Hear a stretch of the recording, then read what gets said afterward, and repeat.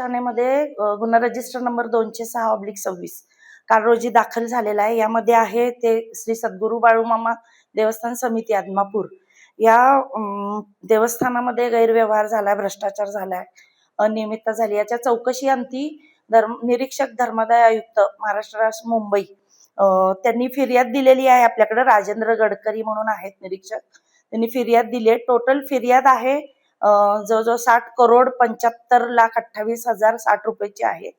तर यामध्ये या देवस्थान समितीमधल्या ज्या काही जमिनी आहेत, ज्याची खरेदी विक्री आहे, यामधला गैरव्यवहार आहे। त्याचबरोबर ज्या काही बाळूमामा ट्रस्टच्या मेंढी आहेत, त्या मेंढ्यांच्या खरेदी विक्री आणि याच्याबद्दलचा गैरव्यवहार आहे। या अनुषंगानं हा गुन्हा दाखल झालेला आहे।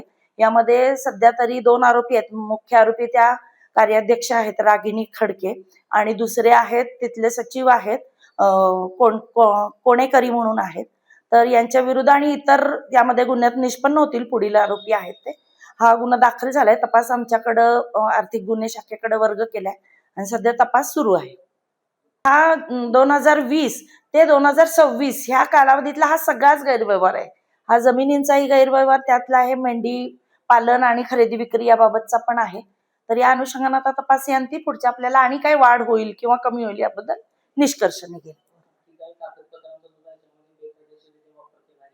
आता हा तपास अंती आपल्याला सगळं निष्पन्न होईल काय झालेलं आहे नक्की, कुठल्या कुठल्या गोष्टींचा, कारण मौल्यवान काही दस्तावेज असतील, त्याचं काहीतरी बनावटीकरण झालंय किंवा काय, ह्या सगळ्या गोष्टी आता आपण तपासामध्ये त्या निष्पन्न करू।